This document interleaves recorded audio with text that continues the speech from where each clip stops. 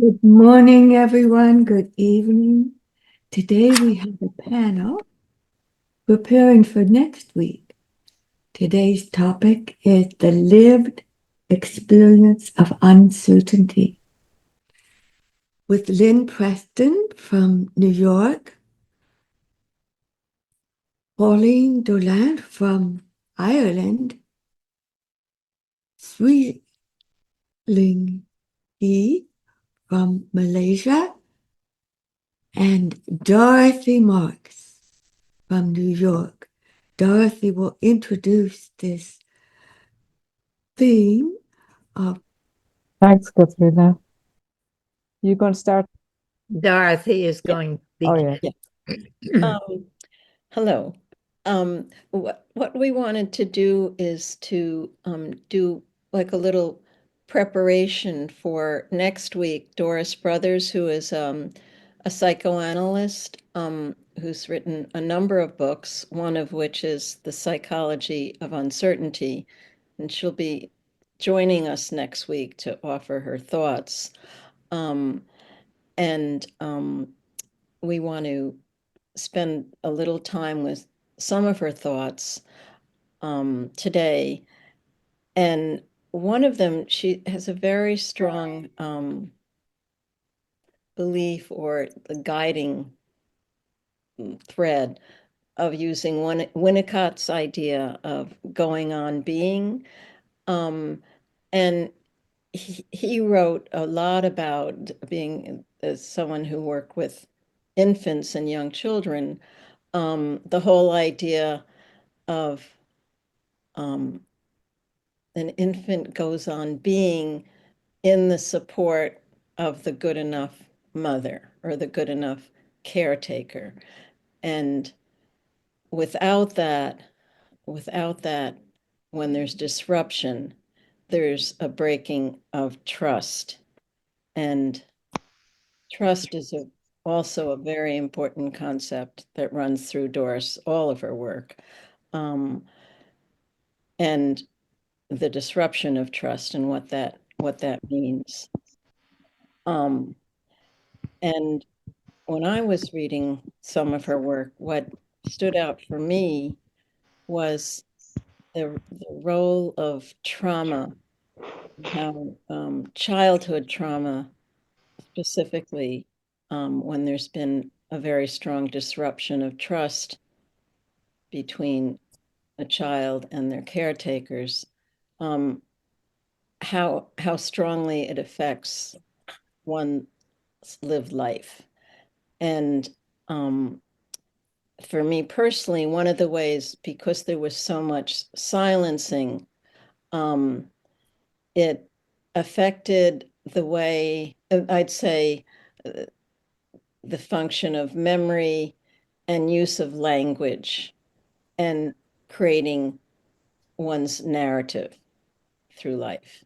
Um, and Doris Brothers refers to these functions and some other functions, but those three stood out for me because there was always like a block to my being able to access language, and maybe in focusing terms, like not being able to make all that implicit, all that inner feeling and all that felt sensing, like not being able to make that explicit, not being able to have access to the words inside and express them outwardly to others. And one of the pathways out of that chaos of being, because when you can't express, it's inwardly, there's like this sense of chaos, is through developing trust slowly with another person and then extending that to a community.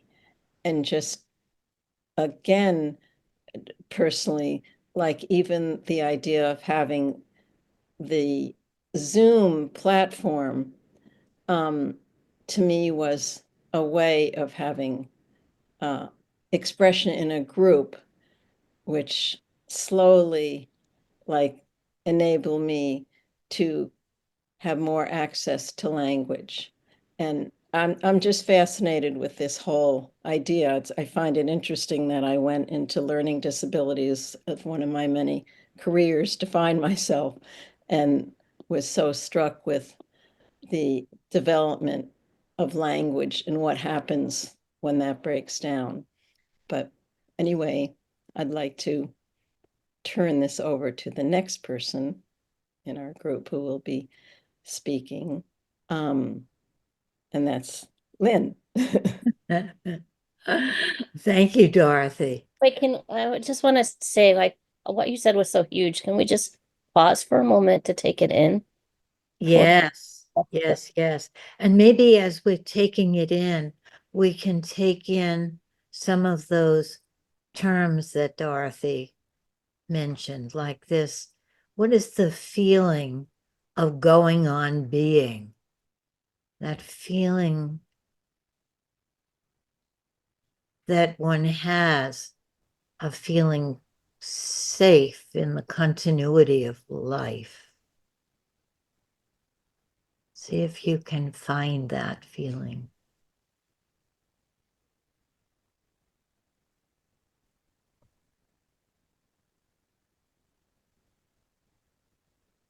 And then when you don't have that feeling of not having that sense of going on being in the uncertainty, see if you can find that feeling.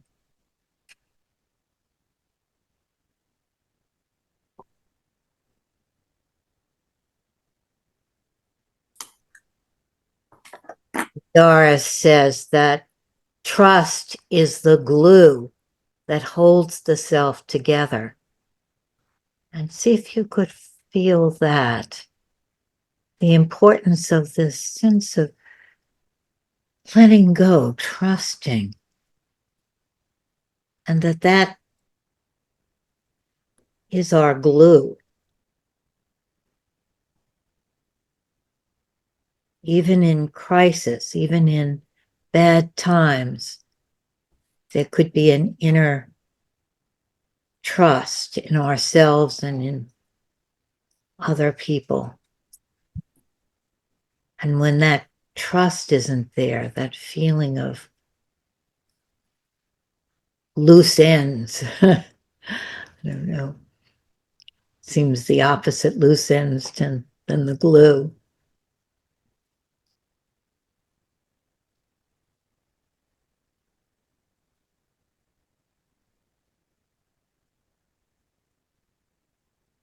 Okay, I'm going to now take it a little further and talk about this uncertainty that is filled with a kind of dread, like that feeling of the world being so uncertain. What's going to happen? What will happen with global warming? What will happen with political situation? What will happen? That uncertainty of, we don't know. This terrible feeling of we don't know anything. The world is upside down and we don't know.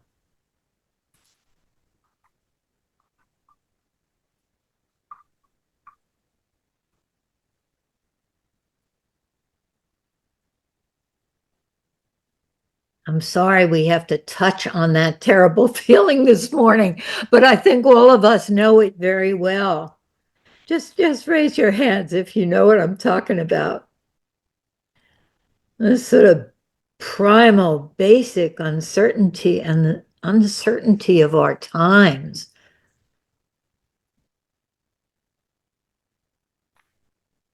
And Doris talks about how in this kind of dreadful uncertainty, our instinct is to simplify everything. And I found that idea so profound that we collapse into binaries, the friend, the enemy, the right, the wrong, the good, the bad. In wartime, there's no complexity. You're friend or enemy. And Doris says that this is a very natural process. It's a trauma-based process of not being able to hold the uncertainty, the not knowing, and collapsing it into the right, wrong, good, bad, black, white. It helps me to understand the world so much better, that concept of, oh, we're doing that. Oh, of course, that's a natural thing to do when you're overwhelmed with uncertainty.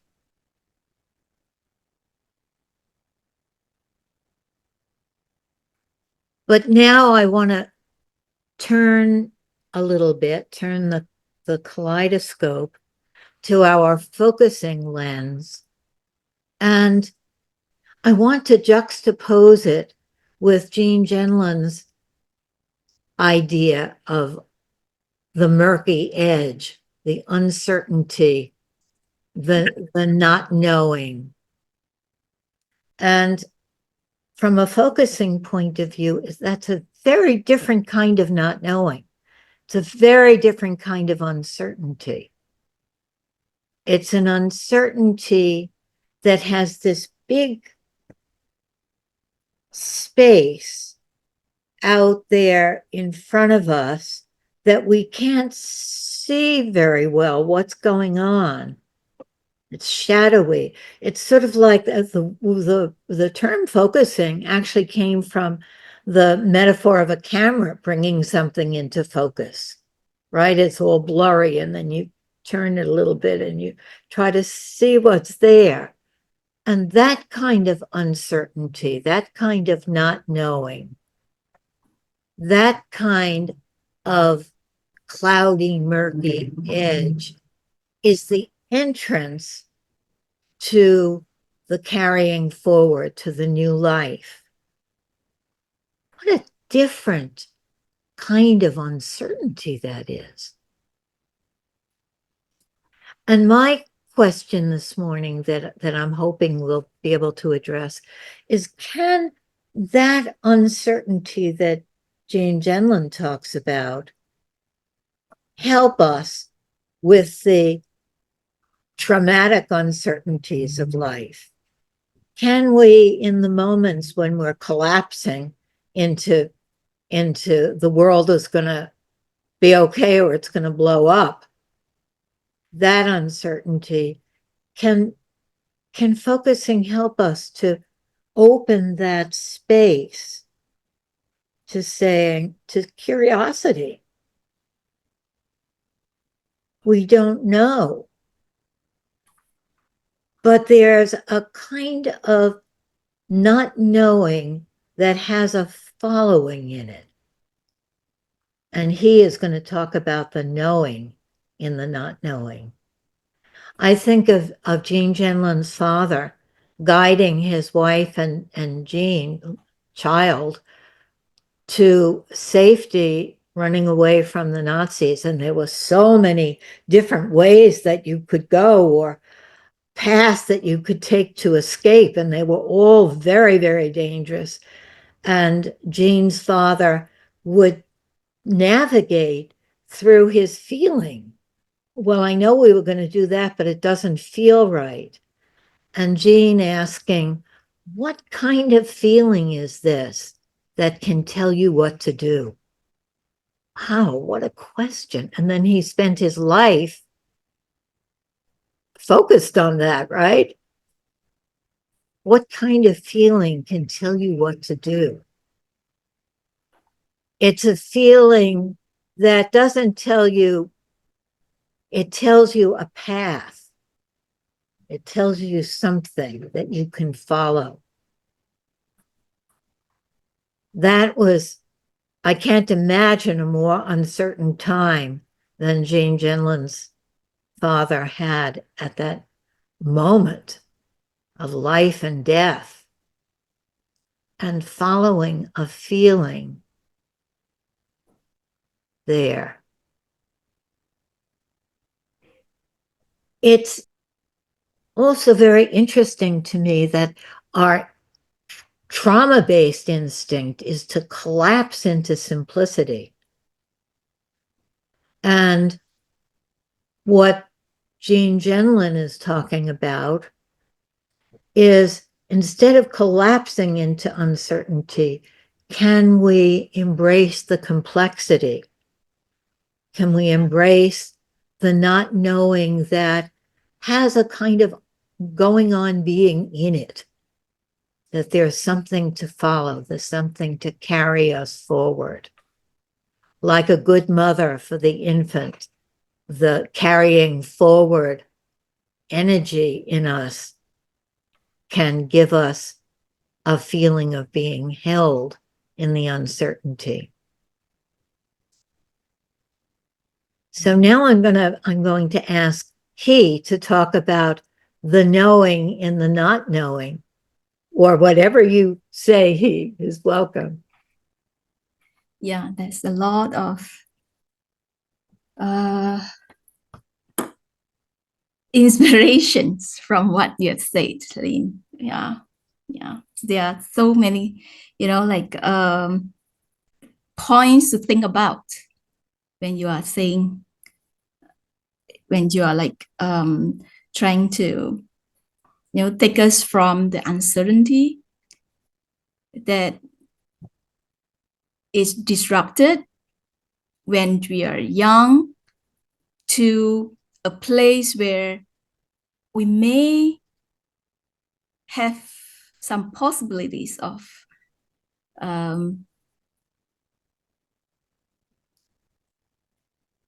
laying down. Okay, it's like getting to a bed of can I say that, a resting place? Resting. Yeah, a resting Yes. place for our, maybe for our heart. Yeah, so that's how I feel when, Yes. yeah. And so I'm going to like invite you to sit a while with me in that place of certain, with all the uncertainties in life that we are having. We may have a place that we are certain and can be rewarding if we spend time with it. I remember 3 weeks ago, Dan come with the obedient patterns of Jean Genlin, 1984. He says that there is one sentence in that PDF files that attract my attention. That Jean said, in this article, I'm going to say that our obedience must be to that. Must be to that. We must, yeah. And even so, we may be disturbed by some rebellious thoughts, but we must always remember there is something there that we can be around, so that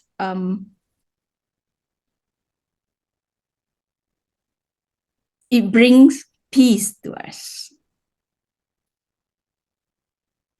Yeah. I'm not sure this makes sense. Yes, it makes sense. Yeah. Oh, okay. That trust in the resting place, that feeling of possibility in the not knowing, that's what we need to be obedient to, right? To follow. Right. I love a line from the songs called The Rose. Yes. There's one a line. It sounds like this. Let me see. It says, do you know the songs? Yes. Yes. Can you sing that song? The last sentence. It says, for beneath the bitter snows lies the seed that, with the sun's love, in the spring becomes a rose. Yes. So we are certain about the seed can grow into a tree, and we are certain if the seed is not a good seed, it will not grow into a tree. We just have to know it and be certain about that.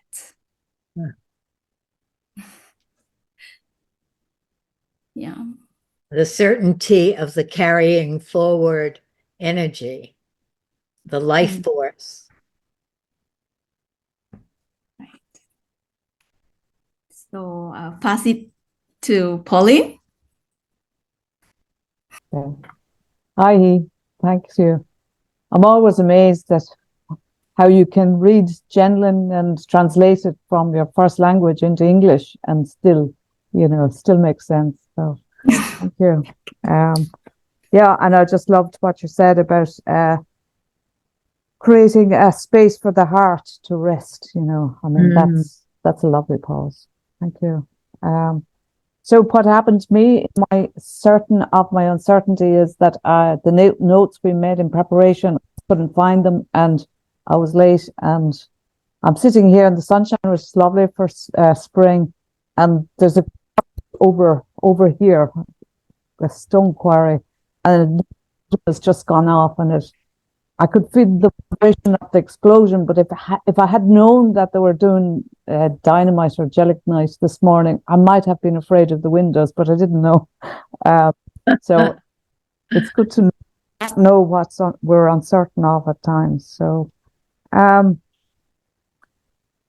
in not being prepared, there's more than material for me to really bring forward from Dorothy's Winnicott and the Good Enough Mother, and how trauma affects our lives, and I suppose that idea of us being good enough in the moment, I think that's revolutionary, and it is supported by focusing that we're good enough. It's not a battle between good and evil. It is that when we believe that we're not good enough, then we go into all sorts of places and stories and old world.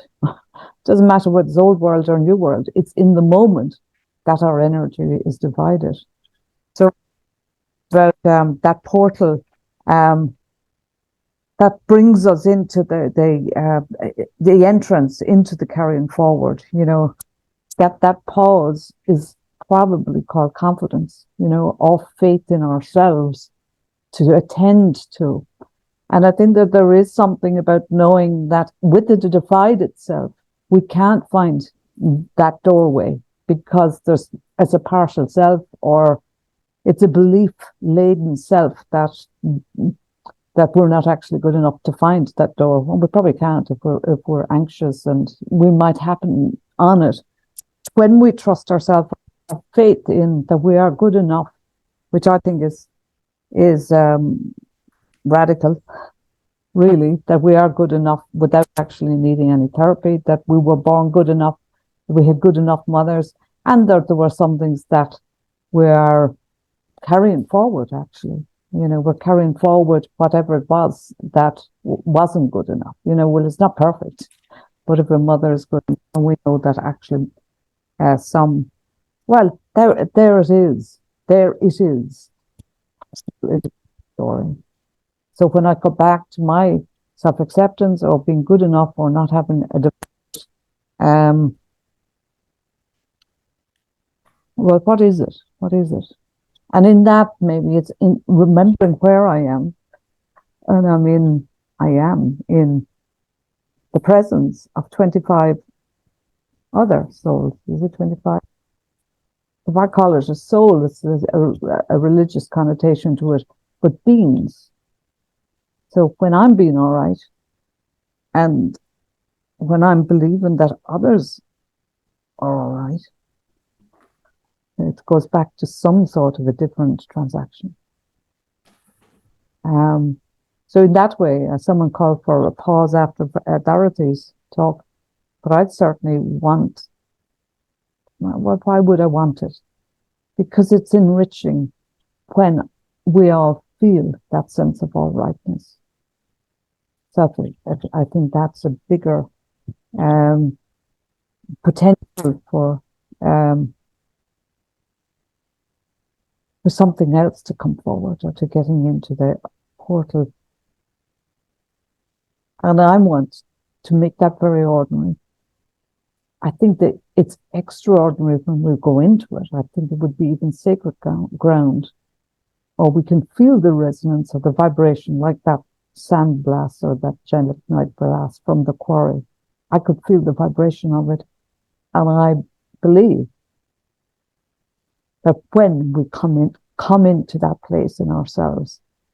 So I'm going to create a pause, or ask for a pause, in asking us all to remember the only thing we have to do is to accept that self that's alive in us. It's being with that and knowing that that is as good as it gets in this moment. Nothing more. And whatever that is, anxious, fearful, shame-based, it's an identity. An identity. And this is the only kind of reference that I like, maybe to okay, I had forgotten that I'd asked maybe to experience that self, yourself, whatever it is that's alive in you in this moment. It is by name. You know your name. Mary, Sophia, Sashi, Dorothy, Lynn. It is by name. It is called by name. So it has an identity, which is different than the feeling. And maybe in a different intention would be to have a reflection from that quieter place that makes space for everyone, even when we don't have the words.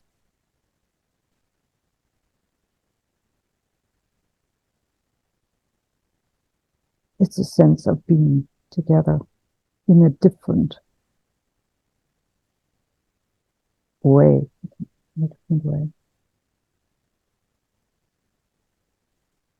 I think it might take courage. It certainly takes courage for me to slow myself down enough to allow myself. The critic might call it being fanciful. Good enough.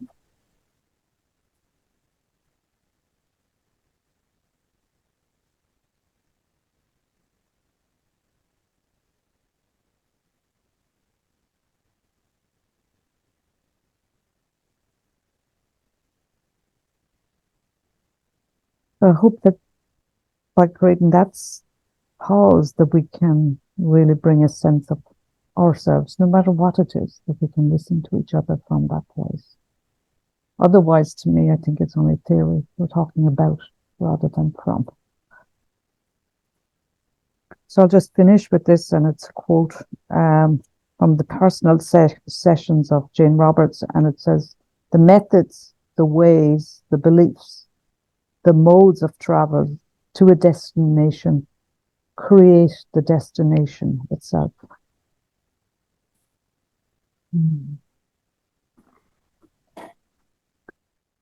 Oh, yeah. Can you read that again, Pauline? Sure. The methods, the ways, the beliefs, the modes of travel to a destination create the destination itself. It's beautiful. It's like the process model, that it's about the process, not the thing. Yeah. Or the identity. I think it creates a new identity in there. But that's yeah. But Thank you, you. Pauline. Thank you. Yes.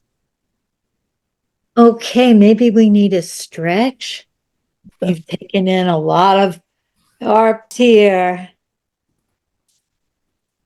A lot about uncertainty. Uncertainty and this the following, the resting, the trust, the going on being in community, the group being the good enough mother in some way. Okay, so we want to hear from you.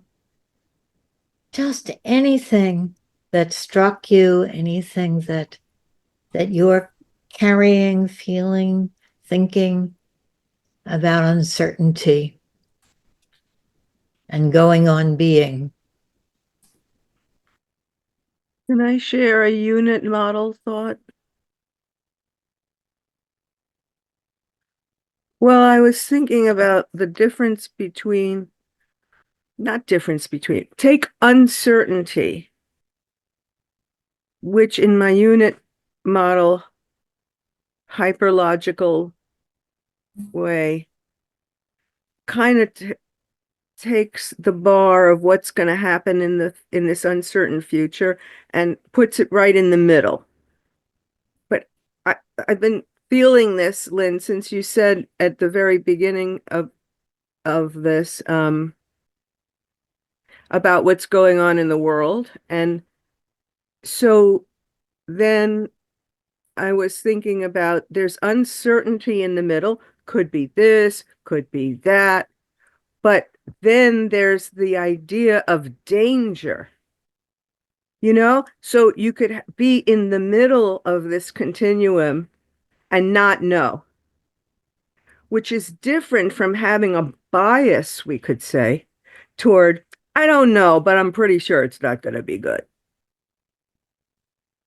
Which has to do with the level of general trust or a specific situation. Mm-hmm. And I know for myself, I'm trying to move the needle closer to, I don't know, in the middle, rather than, but don't be a fool. Right, right, right. The uncertainty that's filled with dread and the uncertainty that's filled with possibilities. And you want to be in the middle there so that you're not on the dread side, the trauma side, and can lean a little bit toward the possibilities. Anybody else? Just anything that you were feeling, thinking. Rosa is Yeah, waiting to speak. thank you. So I really enjoy flavors, right? Like I really enjoy the distinction of different kinds of uncertainty, and then how Liz enriched that with, well, is there dread? Is there not dread? And yeah, earlier Lynn, you said something about, is it the murky edge of uncertainty, or is it a trauma related kind of uncertainty? Yeah. And so to me, those feel really different. And something that I heard from someone once in focusing, and I'm not quite sure now who it was, but it really stayed with me, is this thing about how it's hard to be at the edge of our experience when we don't feel met in our experience, right? Like there's a certain way that love and caring presence and acceptance of our experience in the moment is what then allows us to move into what might be at the edge of that experience. And so I loved it when he talked about certainty, because like, I think that the only kind of certainty we can really have is the certainty of, are we being met in the moment, right? And so the resting place for our hearts, that was such a lovely image. And the closing line of the song, you know, for beneath the bitter snows lies the seed that with the sun's love in the spring becomes the rose. I mean, if the sun were to go away, like, that seed wouldn't become anything, right? So it's like the power of that love and caring field of attention is so key. And I think we tend to forget that sometimes in focusing, or take it for granted, or just kind of, it just becomes part of, yeah, what we take for granted. And so, Lynn, when you said like that we are being held in the group right now, like, it just feels so important to acknowledge that, because there's a place in me that can relax more deeply when I can feel seen and heard and witnessed in a non-judgmental way. And then that field of uncertainty as possibility can begin to open. Thank you. Thank you. Thank you. The sun's love. I love that. Yeah, I love that also. With the sun's love. And it reminds me that the sun's love is always automatic. You don't have to ask for the sun's love. It's always there. The only difference is the seed, whether the seed can receive the sun's love. The receiving power is different for different people. And that will decide whether the seed turns into a rose. Just a short thing. When Pauline was speaking, I was reminded of a hymn that is we use, and the line goes, "I have called you by your name, you are mine." That came to me. I have called you by your name. You are mine. Hey, everybody.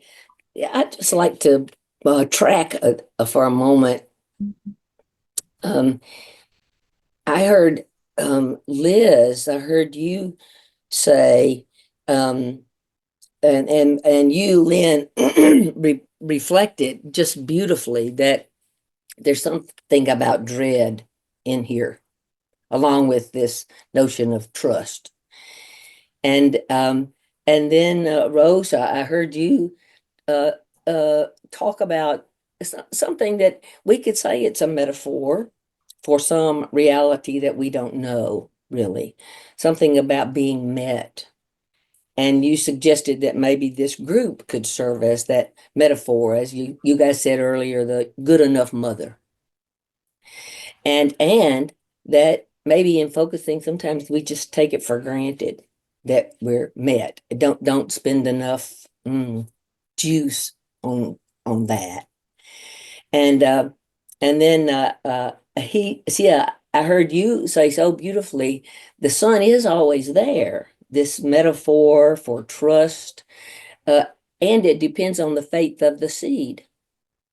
The faith is a good word, like faith it will rain tomorrow, for example.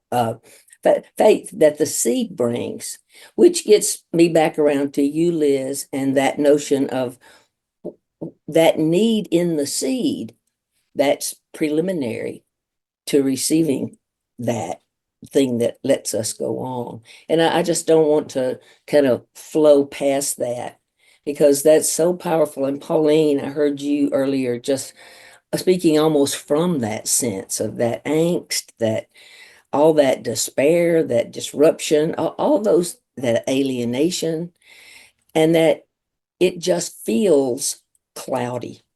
It feels cloudy. What can I do? And maybe it's metaphor, yes, but for me, this Monday morning group helps to bring the sun to the rest of the week. It just does. And I don't know. I just am so thankful for you all, your faces, your associations, Mary, your beautiful reference to hymns, and just in that moment of pausing to, offer up gratitude. I offer up gratitude for each one of you, your struggles that you share with us. It's a great privilege to be with you, and we don't underestimate each other's pain, I don't think, here. I just wanted to come back to the issue of trust that Dorothy had started with. And I just wanted to ask if we could maybe go a little bit further with that. That kind of it kind of ties up neatly. Like if you don't have trust when you're growing up, if you do not have caregivers that you can trust, then I think you're on the trauma edge there.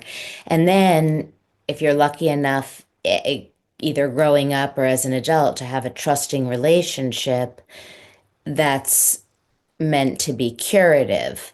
But I think there's a lot more to be said about that and a lot more in between. And I'm hoping this person we're preparing for is going to give some secret insights into that have been long buried in undecipherable texts.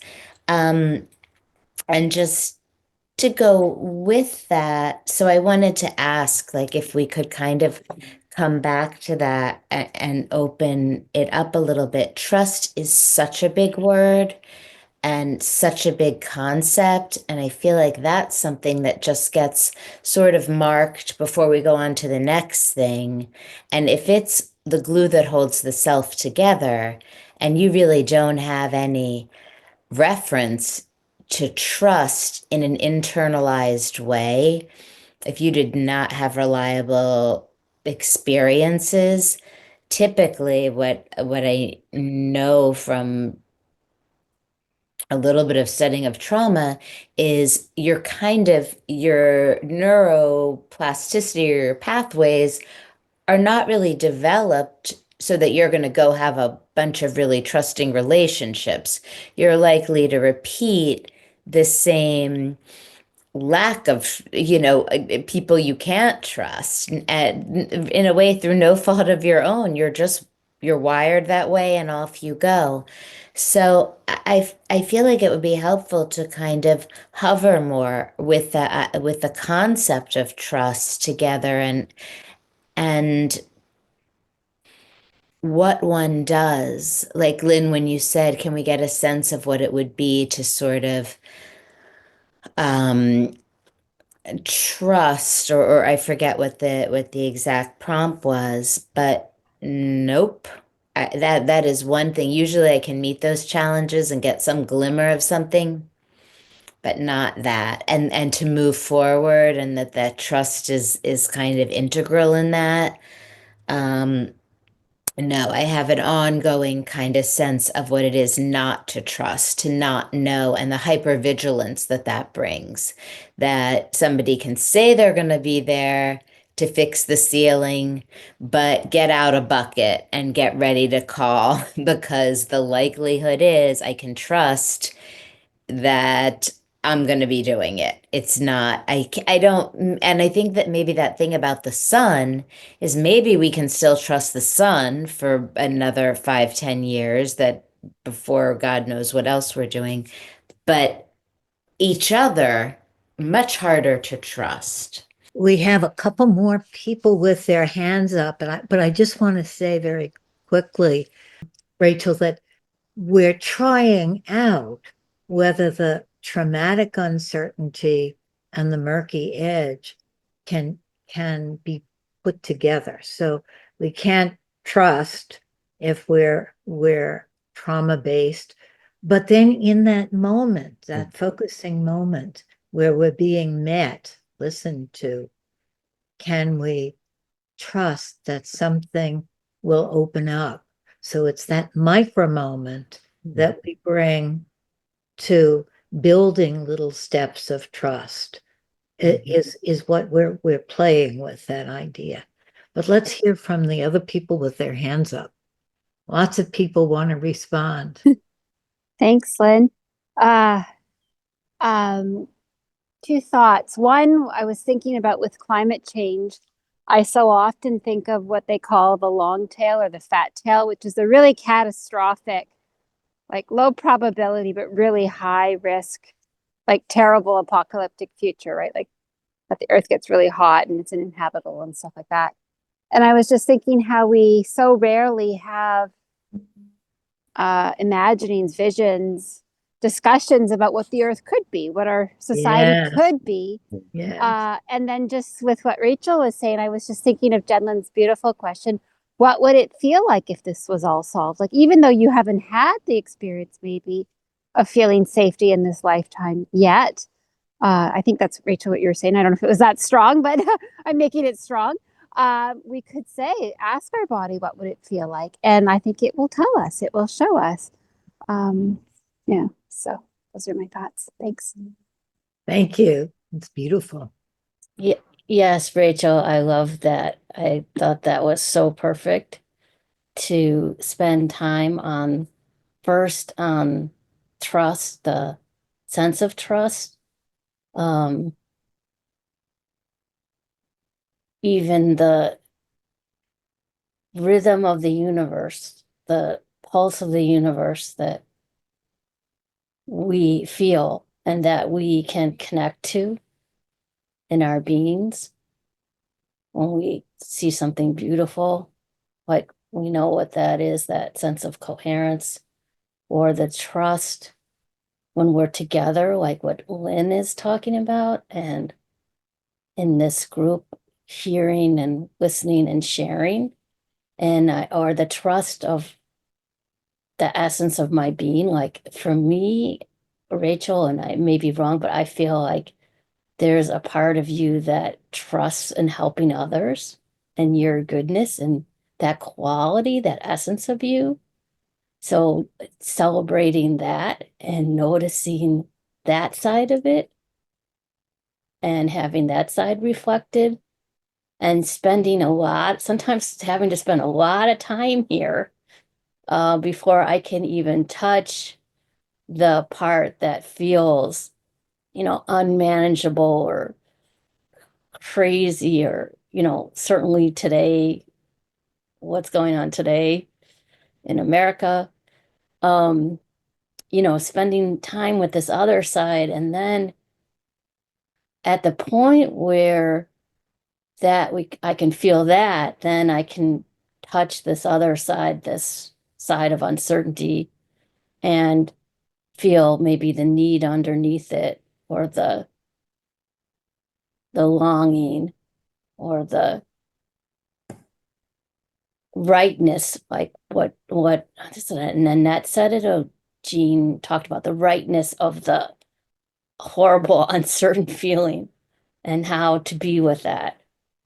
And then there's and in that process for me is the carrying forward, is the being with uncertainty, is finding my way within that. I think this is all tough, and but that's the way I understood all this. And also the body coming in here too, like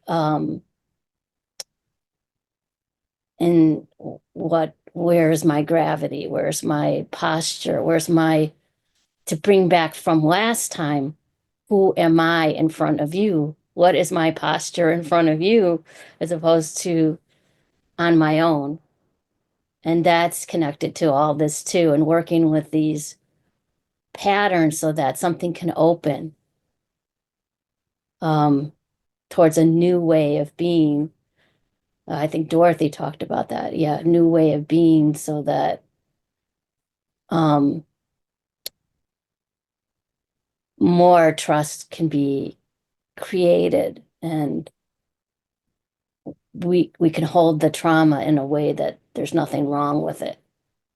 We can trust in the trauma, that there's nothing wrong here, and that everything's okay. Thank you. And thank you, Rachel, for asking that question so that it could open for me. Susan, can you say more about what you mean when you say we can trust in the trauma or the trauma? Yeah. So we can, God is in the broken places, maybe quoting Marion Woodman here, that there's rightness in the wrongness. So it goes back to what Lynn was saying. So we don't polarize, we don't oversimplify bad versus good. And we're not an emergency. Somehow we can all be here in this imperfect world and continue to go on, rather than the catastrophizing that part of my brain was catastrophizing this morning. I have to tell you guys, with the market going down and the cybersecurity and the social security system breaking down, all the stuff in the US, I was like, oh my God, but be like trusting. And there's a not knowing also that even in chaos, order could come. We don't know that either. And Lynn kind of pointed that out. And we don't have to catastrophize the way our system metabolizes things that aren't working out so well. There's the world has gone on even amidst all the trauma. I guess is what I'm trying to say. There's a part of our systems that can handle trauma. That's good enough with trauma in some way. And we have to finding. So again, back to Rachel, what's the first step? Finding that place of where is it that we can trust, whether it's again in the universe. I could step into the waterfall and feel the trust in that, or I can feel the trust in my breath, or I could feel the trust in talking to and listening to Lynn or to Dorothy, or even saying, yeah, I know this place with you that feels so crappy. There's so much that we could start there. And then from there, I think things possibly get a little bit easier. But of course, our body is going to prioritize starting all in the negative. And so we have to laugh about that too. Our body is going to prioritize starting the catastrophe. Why? I mean, even that's kind of positive. Why? Because we want to live, we want to survive. So we're going to prioritize threat. And looking at threat, we just have to be honest. Oh, I can hear Jean. There I go again. Here's this part of me again. And just kind of laughing at it. And just saying, yeah, I know this part. And that's what it does, and it's okay. Because it wants the best for me. It wants the best for us. And I just so appreciate even sharing with you guys especially on today, what is happening today. Thank you, Susan. I thought maybe, Sophie, you had something to say or add there when you were asking. I don't know if I have something to add, but I really appreciated I don't know if I appreciated, but I was tickled by the association of word, right? I think you said trust. Trust the trauma. Trust the trauma. Yeah, I guess we're trusting that the rightness in ourselves, even in the trauma, right? Or something like that. Yeah, and I love the way you unfolded that, Susan. And I was remembered of that line in that song by Leonard Cohen, right? In Broken Bell. the light can shine through. I mean, that's not the line, but what is the line? The light. I see the light In everything, that's how the light comes Yes, through. yes, Yes, that's it. Thank you. Yeah, and what Suzanne was saying, like, it can be the first tiny step, the first place to jump, that's interesting, jump out of the trauma-based kind of place. But when you were asking Lynn earlier about, I can't remember exactly how you said your question, where are we in uncertainty? And what Liz was saying about the continuum, there is a place in me that loves this place of uncertainty, because when I make art, I go there and I don't know what I'm going to make, and then it unfolds, and I really like that magic aspect of it. But there is also the other end where, in that place of uncertainty, I want to run as fast as I can away from the danger, or I'm frozen, I can't do anything anymore.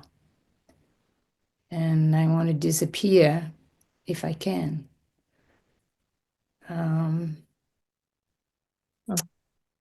yes. Thank you, Sophie, bringing that together. I think it's time, past time for us to go into our breakout rooms, and we'll have 3 in a room and come back at 9:35. Hi, everybody. Welcome back. Back from where? Whatever universe you were in. Never been gone, never been gone. It's always. It's always Anyway. now. I'm trying to make a joke and it's not working. Okay. Well, I think you're saying it's a joke made it work. I'm very eager to hear what happened in your breakout rooms. Christine reminded me to mention to you that we are having a day of relating on May 3rd, and it will be from 11 my time to 6.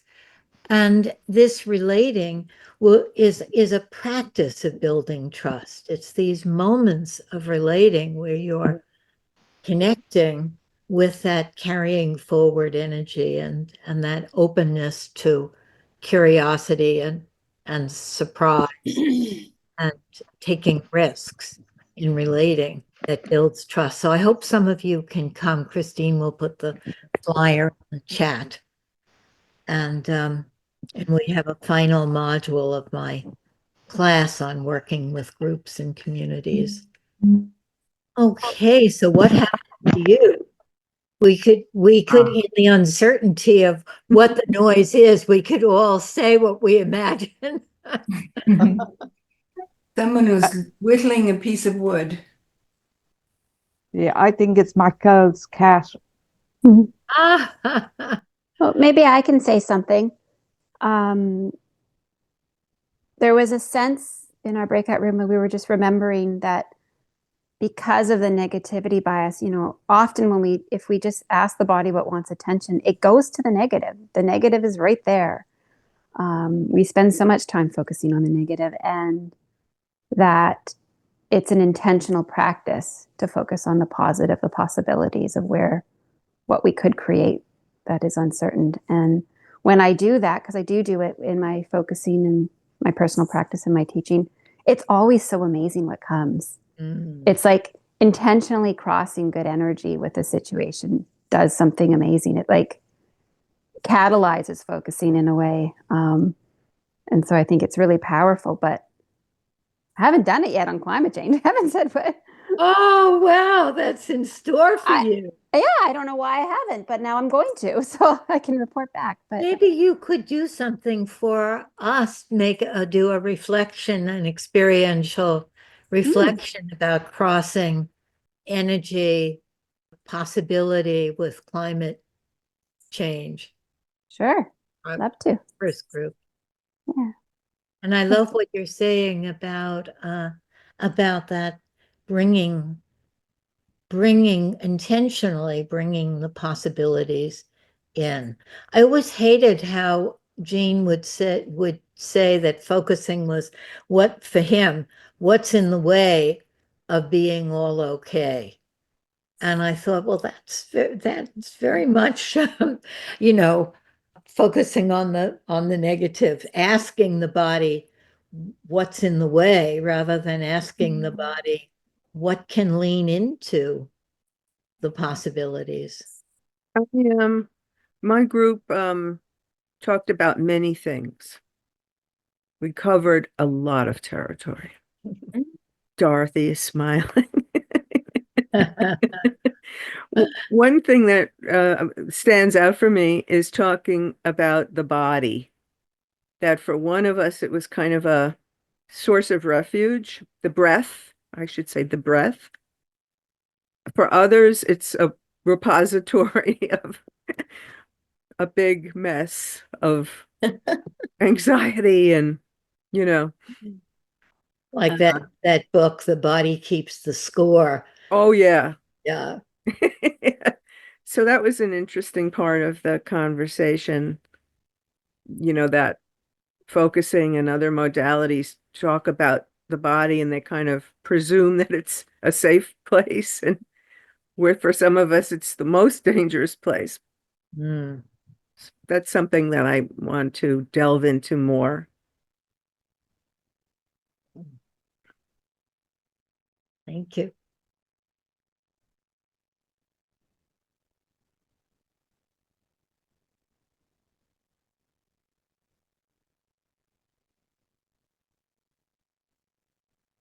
I just wanted to say that I love to be reminded, and I can't remember who had said it earlier on, what would it feel like if it was all solved? And I think that's the potential that Jane talks about. What's standing between us and being all right? With the idea that we're clearing a space for us to be with what's not all right, but it's clearing the space first. What's between us and being all right? And I suppose left feeling that these conversations that we're having, they really give us individually a sense of what needs our attention. Because in a focusing session, we promise parts of us to go back and give them attention, so the ability to respond to our own needs, Yes. So just, because I was really struck by Susan's response to Rachel, and really just all of us could really want to, well, tell me more about that. I certainly wanted to hear about Rachel to say, well, what would it be like if we all stayed with you just for some day to see what that untrustworthiness was about, so I'd love to hear more about that. But I think Susan responded perfectly. That question about what would it be like in your body if it was all okay? Wonderful juxtaposition with what's in the way of being all okay. And the body knowing, oh, this is what it feels like. Why wait?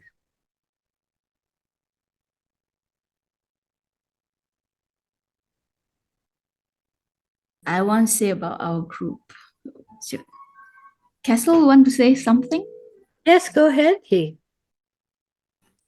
Yes, I was just struck by what Annette was saying about the negativity bias. And I see it all the time in terms of people working with like sort of protector energy, that it's assumed to be bad, that rather than that that there's wisdom, that our bad so-called parts are holding wisdom that's just, you know, a little bit under the surface of it. Mm. And I have a hard time when things are like overly positive, but when we find the positive through what looks negative, I feel like, oh yeah, that's real positive. Uh-huh. Well, I think that it's time for our poem, and I want to thank you all so much. Can I finish my? Oh, yes, I'm sorry. Yeah. I didn't know you. Because in our group, I really enjoy our conversation. We are all very present. With my group, I have Beth and BJ with me, and we are talking about the sense of trust of the sense of trust. We started from there, and we have very beautiful conversation about the trust itself, because trust it can be something that comes in a minute, or yeah, I don't know, but we have I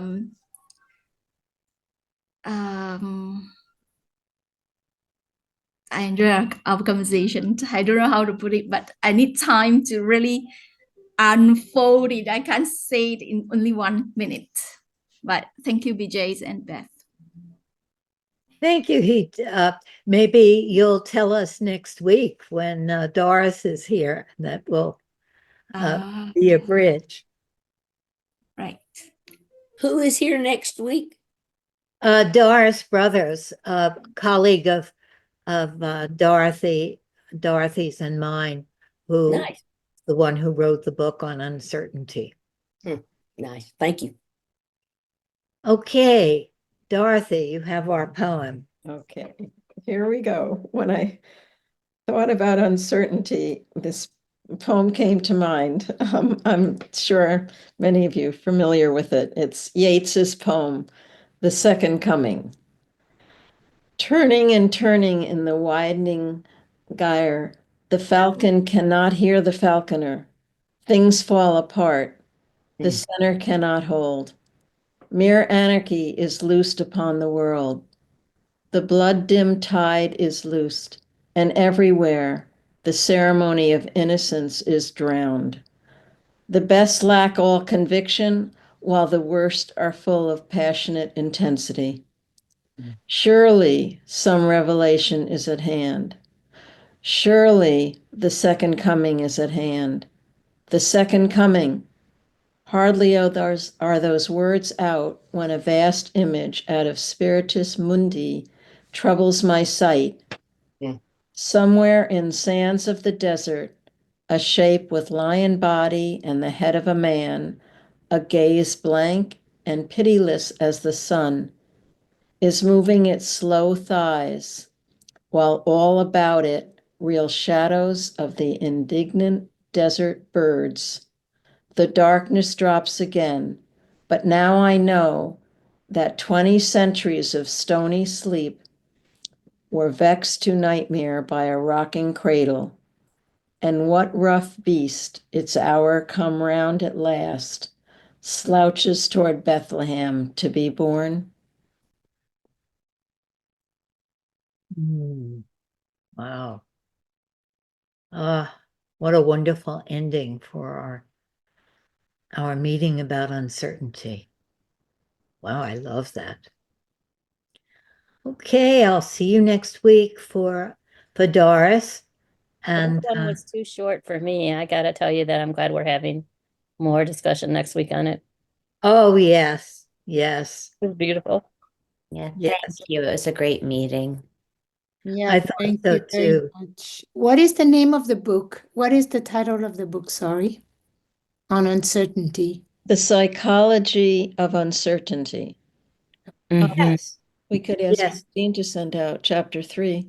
Yes, we'll send you chapter 3 of her book. Okay. Okay. Thank you all. Bye-bye now.